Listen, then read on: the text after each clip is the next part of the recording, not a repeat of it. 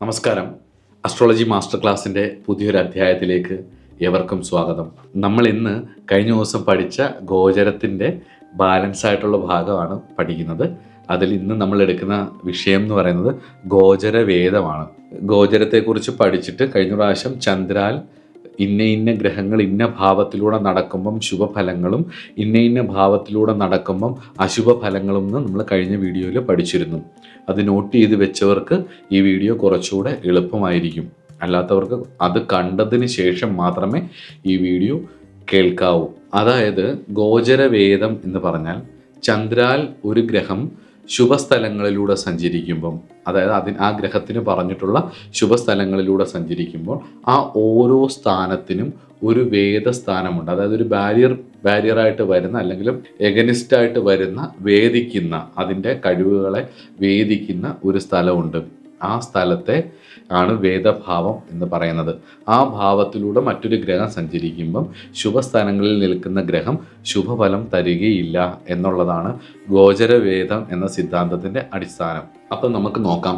രവി കഴിഞ്ഞ ഇതിൽ നമ്മൾ പറഞ്ഞിരുന്നു, ചന്ദ്രാൽ രവി 3, 6, 10, 11 ഭാവങ്ങളിലൂടെ സഞ്ചരിക്കുമ്പോൾ ശുഭഫലം നൽകും എന്ന് പറഞ്ഞിരുന്നു. അപ്പോൾ രവിക്ക് ഗോചരവേദം എങ്ങനെയാണ് ചിന്തിക്കുന്നതെന്ന് ചോദിച്ചാൽ, ചന്ദ്രാൽ 3 സഞ്ചരിക്കുന്ന രവി ചന്ദ്രാൽ 9 ഭാവത്തിലൂടെ വേറൊരു ഗ്രഹം സഞ്ചരിക്കുമ്പം ആ ഗോചരവേദമാണത്. രവി 3 സഞ്ചരിക്കുമ്പം നേരെ ഓപ്പോസിറ്റ് വരുന്ന ഭാവം എന്ന് പറയുന്നത് വേദഭാവമാണ്.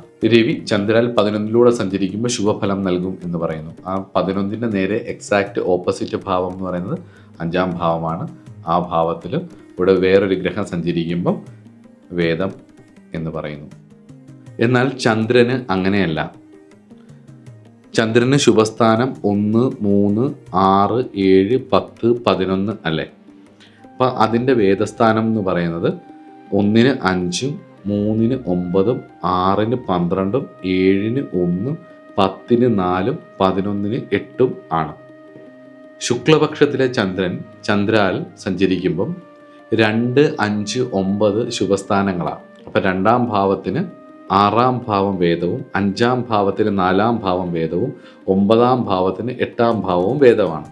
അപ്പം അതിലൂടെ ഒരു ഗ്രഹം സഞ്ചരിക്കുമ്പോൾ ആ ശുക്ലപക്ഷ ചന്ദ്രൻ്റെ ശുഭഫലങ്ങൾ നൽകുകയില്ല. അടുത്തത് കുജൻ.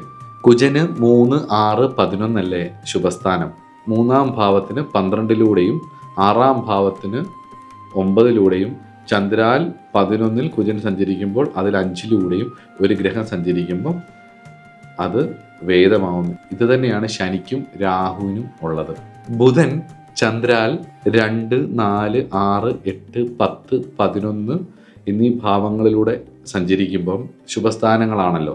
അപ്പം 2-ാം ഭാവത്തിന് 5-ാം ഭാവം വേദവും, 4-ാം ഭാവത്തിന് 3-ാം ഭാവം വേദവും, 6-ാം ഭാവത്തിന് ചന്ദ്രാൽ 9-ാം ഭാവം വേദവും, 8-ാം ഭാവത്തിന് ചന്ദ്രാൽ 1-ാം ഭാവം വേദവും, 10-ാം ഭാവത്തിന് ചന്ദ്രാൽ 8-ാം ഭാവവും വേദവും, 11-ാം ഭാവത്തിന് ചന്ദ്രാൽ 12-ാം ഭാവവും വേദമാണ്.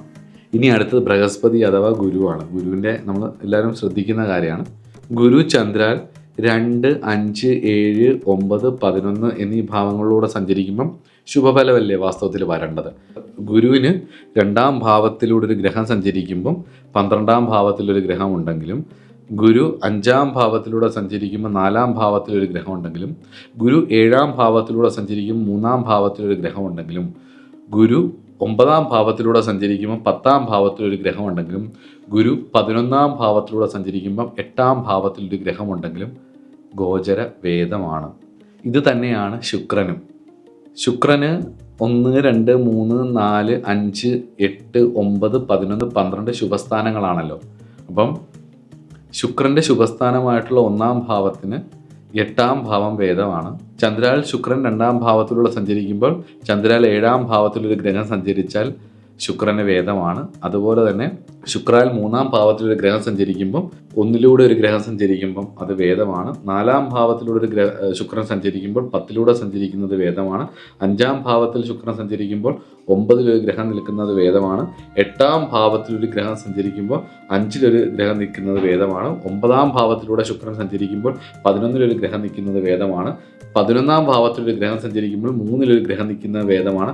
12-ാം ഭാവത്തിലൊരു ഗ്രഹം നിൽക്കുമ്പോൾ 6-ലൊരു ഗ്രഹം നിൽക്കുന്നതും വേദമാണ്. ഇനിയും പഠിക്കേണ്ട ഈ തിയറിയിൽ നമ്മൾ പഠിക്കേണ്ട ഒരു കാര്യം എന്ന് പറയുന്നത്, രവിക്ക് ശനിയും ശനിക്ക് രവിയും വേദമല്ല.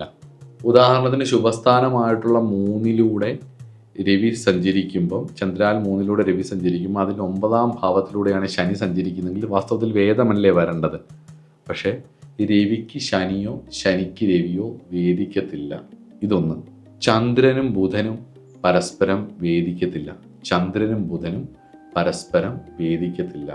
അതായത് രവിപുത്രനായിരിക്കുന്ന മന്ദനും രവിയും തമ്മിൽ ശത്രുക്കളാണെങ്കിലും അവർ പരസ്പരം വേദിക്കത്തില്ല. അതുപോലെ തന്നെ ചന്ദ്രപുത്രനായിരിക്കുന്ന ബുധനും ചന്ദ്രനും തമ്മിൽ പരസ്പരം അങ്ങോട്ടും ഇങ്ങോട്ടും വേദിക്കത്തില്ല. ഇതാണ് വേദത്തിൻ്റെ അടിസ്ഥാന റൂൾ. ഇനി നമ്മൾ പഠിക്കേണ്ട വിപരീത വേദം എന്ന് പറയുന്ന സിദ്ധാന്തമാണ്. ഗ്രഹചാരത്തിൽ ദോഷഫലസ്ഥാനത്തുകൂടി സഞ്ചരിക്കുന്ന ഒരു ഗ്രഹം, ഗ്രഹചാരത്തിൽ ദോഷഫലസ്ഥാനത്തുകൂടി സഞ്ചരിക്കുന്ന ഒരു ഗ്രഹം വിപരീത ഫലസ്ഥാനത്ത് ഒരു ഗ്രഹമുണ്ടെങ്കിൽ ദോഷഫലം ചെയ്യുകയില്ല. അതായത് ദോഷസ്ഥാനത്തുകൂടി ഒരു ഗ്രഹം സഞ്ചരിക്കുമ്പം അതിൻ്റെ വിപരീത സ്ഥാനത്ത് വേറൊരു ഗ്രഹമുണ്ടെങ്കിൽ ദോഷഫലം അനുഭവിക്കുകയില്ല എന്നുള്ളതാണ് അതിൻ്റെ അടിസ്ഥാന സിദ്ധാന്തം. ഇപ്പോൾ ഉദാഹരണത്തിന് നമ്മൾ വേദത്തിൽ പറഞ്ഞ പോലെ 3, 6, 10, 11 എന്നീ സ്ഥലങ്ങളല്ലായിരുന്നോ വേദത്തിൽ നല്ല സ്ഥാനം എന്ന് പറഞ്ഞിരുന്നത്. നമ്മൾ ഒരു ഗ്രഹത്തിൻ്റെ ഉത്തമ സ്ഥാനം എന്ന് പറഞ്ഞിരുന്നത് രവിയുടെ. അപ്പോൾ രവിയുടെ മോശസ്ഥാനം എന്ന് പറയുന്നത് 3-ന് 9-ഉം 6-ന് 12-ഉം ഒക്കെ അല്ലേ. 9-ാം ഭാവത്തിലൂടെ രവി സഞ്ചരിക്കുമ്പം രവിയുടെ ശുഭസ്ഥാനമായിട്ടുള്ള 3-ൽ ഒരു ഗ്രഹമുണ്ടെങ്കിൽ രവിയുടെ ഈ ദോഷഫലം അനുഭവിക്കത്തില്ല. ഒന്നുകൂടെ പറയാം, 3, 6, 10, 11 അല്ലേ രവിയുടെ വേദത്തിൻ്റെ ശുഭസ്ഥാനം. അപ്പം 3-ൻ്റെ ഓപ്പോസിറ്റായിട്ടുള്ള വേദിക്കുന്ന ഭാവം രവിക്ക് 3-ൻ്റെ വേദഭാവമായിട്ടുള്ള 9-ാം ഭാവമല്ലേ വേദം. വിപരീത വേദത്തിൽ വരുമ്പം ഈ 9-ലൂടെ രവി സഞ്ചരിക്കുകയാണെന്നിരിക്കട്ടെ. 9-ലൂടെ രവി സഞ്ചരിക്കുമ്പം 3-ാം ഭാവത്തിൽ വേറൊരു ഗ്രഹമുണ്ടെങ്കിൽ ഈ രവിയുടെ 9-ലെ ദോഷം ആ ജാതകൻ അനുഭവിക്കുകയില്ല. ഒരു ഉദാഹരണം കൂടെ പറയാം.